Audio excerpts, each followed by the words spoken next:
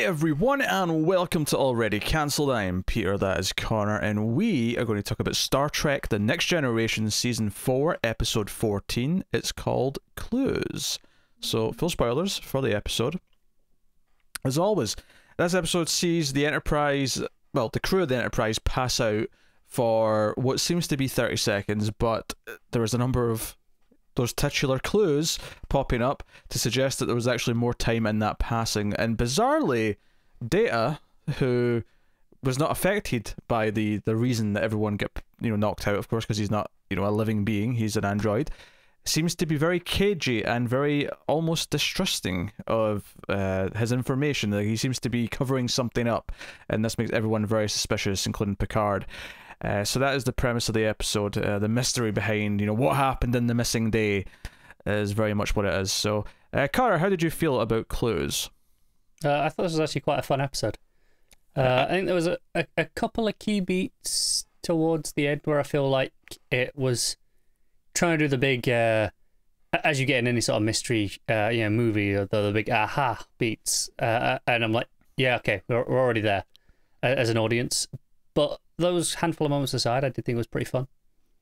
I think I agree with that part. There was a moment when we sort of see how things happened. Well, not even so how much we saw. Yeah, no, it's when we see exactly what happened, and we actually get to see the sequence play out.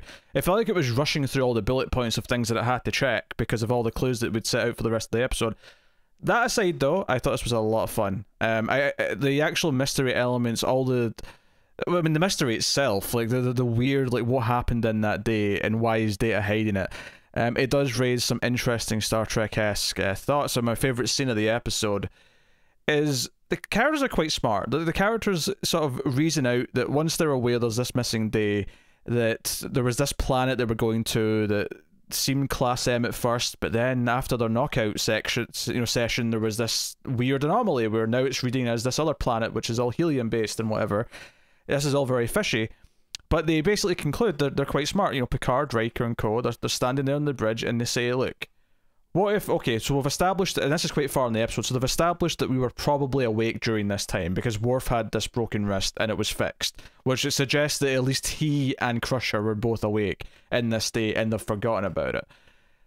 And they conclude that maybe everything that's happening is because there was a conflict and maybe we won, but if we won, then why are we doing this? Then maybe we didn't lose, so we're in some sort of agreement or some sort of stalemate, and that's why Data is refusing to, even though it's going to completely ruin his Starfleet career, because he's clearly withholding something, but even under a direct order, he will not tell him why. He just keeps saying he can't. He will not explain what happened. He is outright refusing to corroborate. Yeah. And Picard gets to this point, look, I think him and Riker basically agree that we might actually be interfering with a stalemate. We might actually be ruining whatever peace we created by agreeing to whatever we did in this missing day. And I could live with that. That would be okay. I would eat the mystery, I would accept it, and we would move on with our lives. But Picard says, but if we do that, then Data will never be trusted as a member of Starfleet, and his entire career goes. So I loved that the motivation to poke the bear is fundamentally Data saying, no, my son is going to ruin his life and I'm making sure this is fixed. I'm not just going to move on.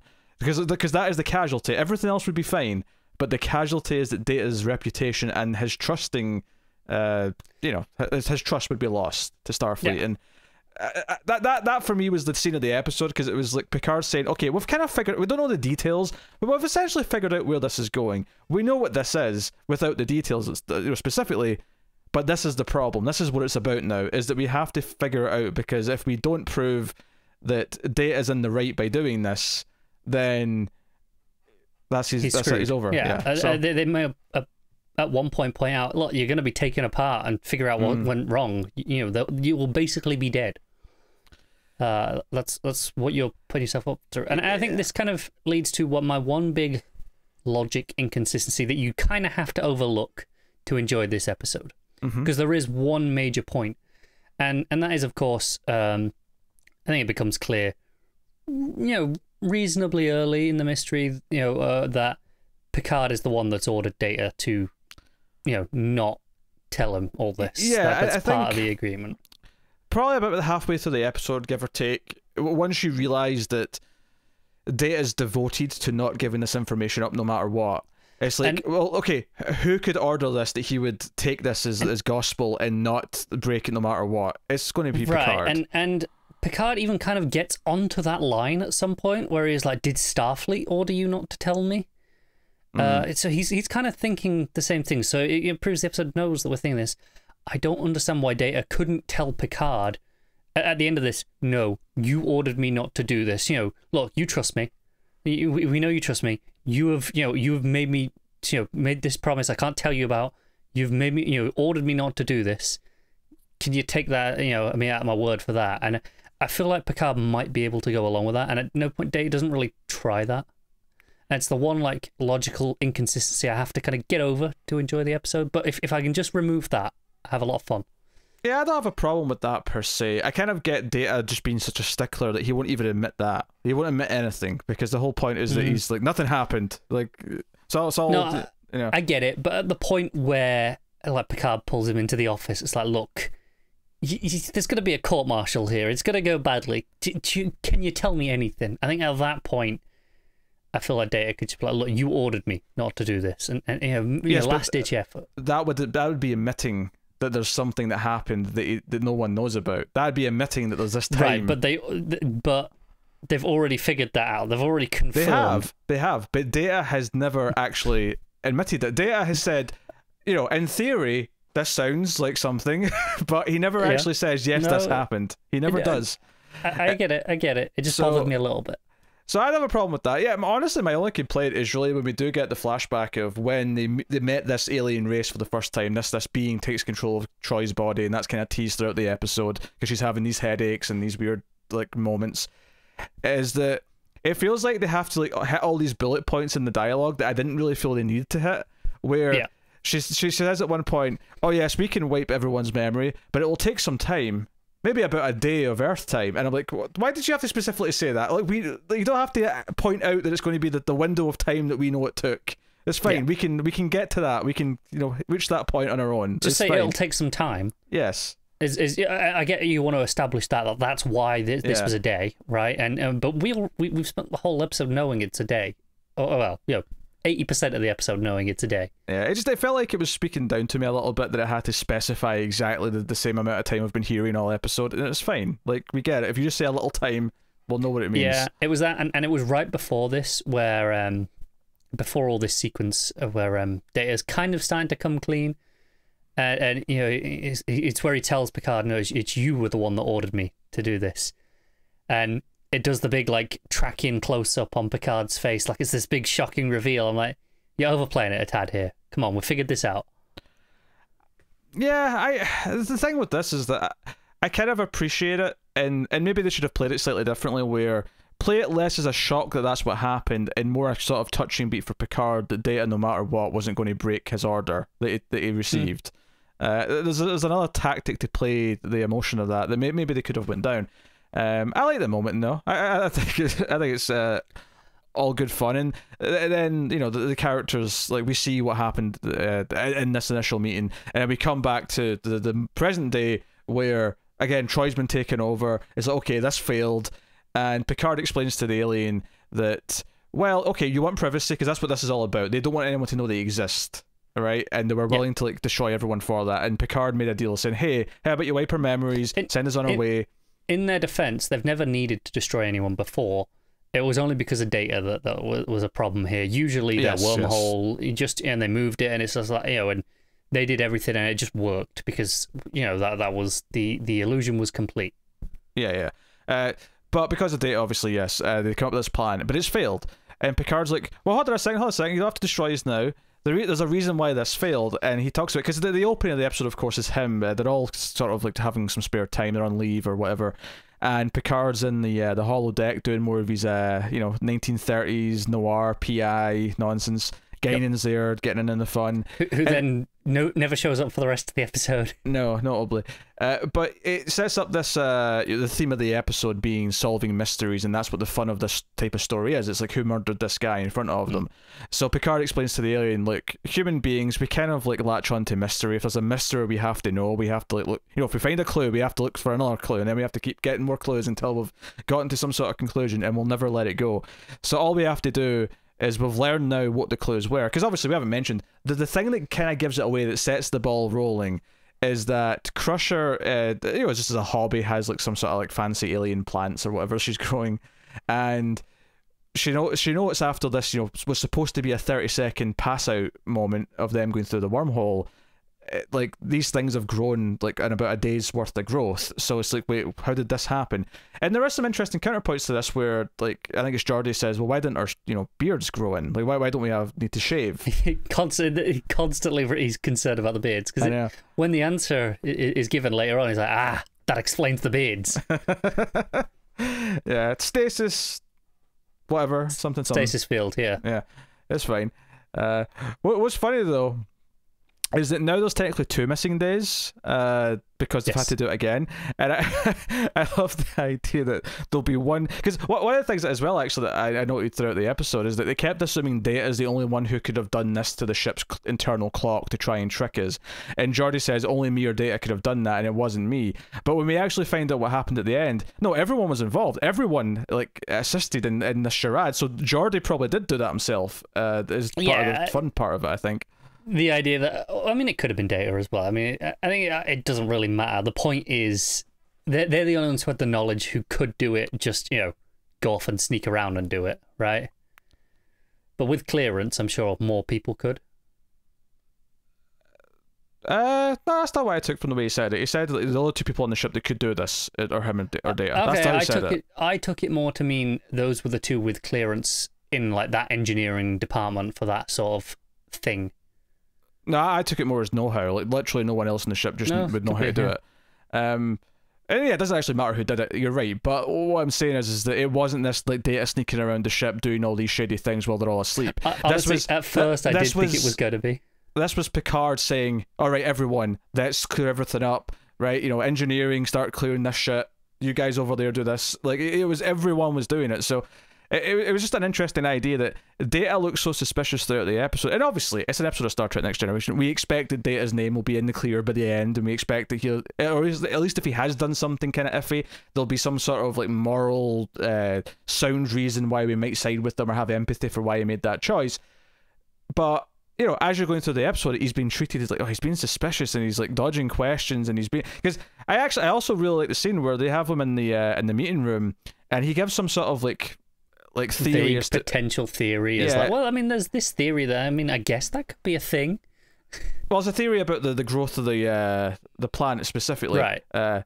And he gives this theory. He stands up, gives a big speech, and then he leaves the room. And then Picard turns to Worf and Geordi says, "Do you believe him? And be frank." And Geordi, who actually, knows what he's talking about, says, yeah, not at all. Like, I don't even know why he would even use that theory to try and explain this. That's about energy. It's not even about matter. It's not about this. It's not about that. Immediately he's poking at these questions. He's poking at these things that Data is doing. Which in and of itself, the fact that Picard is... that he acknowledges there's enough of a discrepancy here in what he's been told has happened from Data, versus everything else. And in fact, one of the things that I liked about how he talks about Data in this episode is when Crusher comes and says, hey, there's something fishy going on here, like these plants have growing much further than they should have in 30 seconds.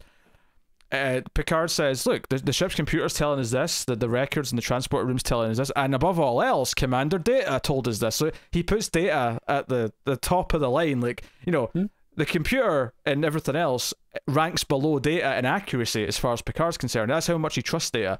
So I think later on, when it becomes about, no, we have to prove that Data can still be trusted. We have to prove that he is an exemplary officer. We can't let that be diminished. It's not like super at the forefront, but it's kind of like, it just adds a little bit to, as a motivation for Picard, just showing how much he does truly value and trust Data. So the idea being that he's not willing to let that be tarnished because of how much he does internally actually feel it. And it's shown there earlier in the episode when he uses Data's word as such an extreme height of no, this is rock solid. This is unwavering. We can't question that. And it's only once he's given irrefutable evidence that, okay, we have to talk about this. We have to look at him.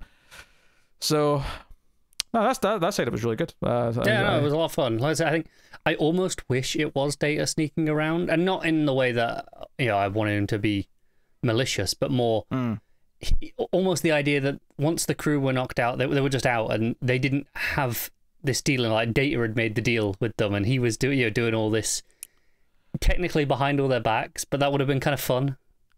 Yeah, I get. This is the thing. One of my favorite sort of turns in the episode is when Crusher realizes that they've been awake as well. Because I thought, for me, that added a lot to the mystery. It was like, wait a minute, we were awake and we were doing it. It wasn't just that we were asleep. Right. It was before that point. I was kind of along that line with Data, hoping for that. Because once she realized that Worf's hand had been broken, or his wrist had been broken, and again, that's the other thing. He's like, wait, there's only a few people on this ship that could physically do that, and one of them is Data. He has the strength and the speed. Like, that was like another sort of like, this is suspicious. Like, turns out it was actually Troy with the alien being inside her. Yeah, on Troy, that's one of the few clues that I'm not sure I really. Maybe I'm missing something. Why was she still having like weird visions and stuff afterwards? There's no alien there. She has the moment in the mirror, for example. Like, why? What is she getting there? What am I missing? No, I mean, it's an interesting question, because I think at the end of the episode when Picard says, okay, we'll do it again, but this time we know what clues to avoid, right? We know how to make sure we don't know anything. And I did actually have the thought when he was saying that, well, how do you solve like Troy having these after effects of being possessed? Because that's essentially what it is. She's having like a weird after effect where she's having headaches, she's like having like a vision in the mirror where she sees maybe the entity instead of herself, because she says, oh, it wasn't me, I looked in the mirror and it wasn't me.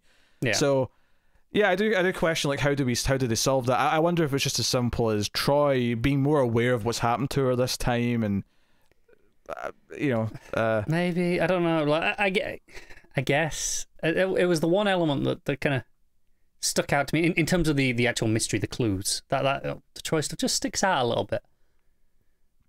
Yeah.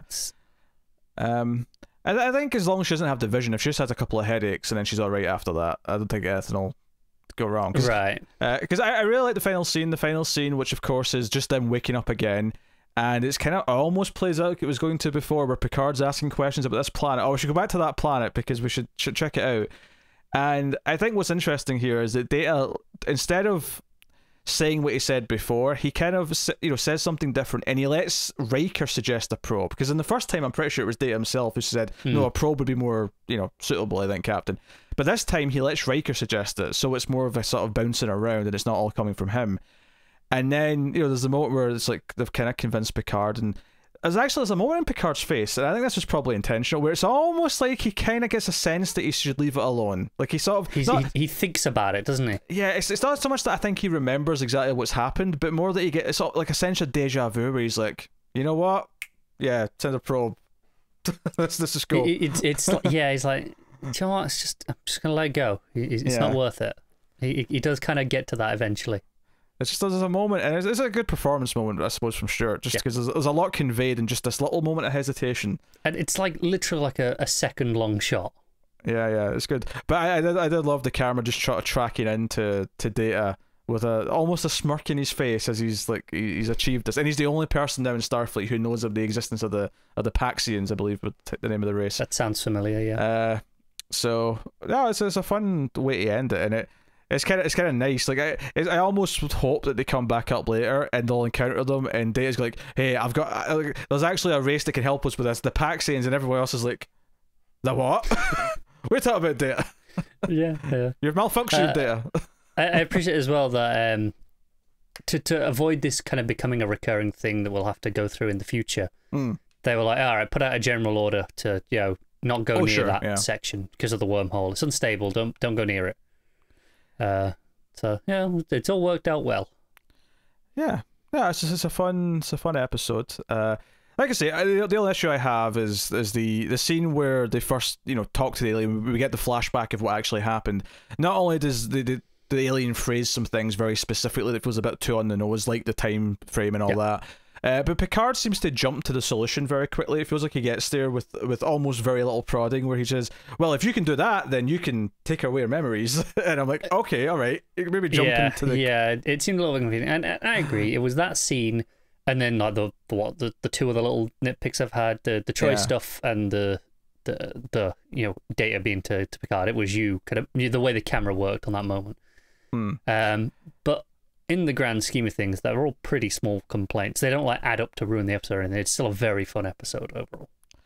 I think what I liked about it is a piece of like mystery entertainment, or not even mystery, just a piece of storytelling, is that there was a good maybe like 10 minutes or so at the start of the episode where it felt like there were so many random different things happening, and to their credit, they all eventually felt that they all fit into what was going on in the episode. But like early on, it's like, okay, so Data's been awake and he's said something that there's a little bit of weirdness to it, but whatever. But when it cut to like Crusher and she's like sort of like arguing with her her fellow doctor assistant about the plants, like, did you touch my experiment? And she's like, no, I would never do that, doctor. And I was like, this is kind of weird. I mean, I'm intrigued, but it felt like between that and then Troy's headaches, it felt like there was a lot of different things going on, and I genuinely wasn't sure how they all fit together. And to the credit, it does. Once it starts to come together and it becomes about, okay, Data's up to something and he knows something. Yeah, I agree. And I actually think you were more right the first time when you said it's a mystery technique rather than a storytelling technique. I guess because it is something that you see in a lot of mystery movies. Yeah. I just mean in the sense that there's so many different moving parts and I'm not really sure, like, okay, what's the A-plot here exactly? And then obviously by the time the ball gets rolling and it becomes clear, okay, there's this missing time, Data's involved, it's very clear that everything we've been talking about is happening because of this day. Everything that's going on. And it's interesting because by the end, I don't think there really is a B-plot in this episode. Technically no, but that's okay. Because everything feeds in quite organically and quite importantly into the overall mystery that there is no kind of distinct separate plots by the end. And you wouldn't want to force it too much. I suppose we have to give a shout out to because at the start of the episode there's like an opening little montage where you see Crusher put her little orbs with the alien flowers is like in the little doohickey. But one of the other things there that never really comes up again is just it's like Riker and Worf, like they're in like a karate class or something doing like various moves. I was like, is there more of this? We're going to get more of this? And let's not forget the ongoing saga of Chief O'Brien and his new wife Keiko. He was trying to do some gardening for her. Trying to do some gardening together. A bit of a hobby.